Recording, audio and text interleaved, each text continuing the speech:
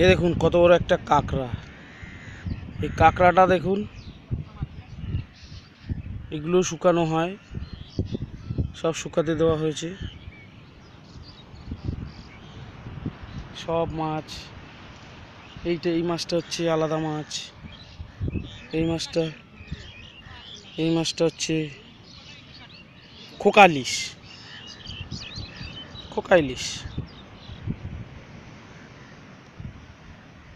শঙ্করপুরের খোকা ইলিশ দেখুন।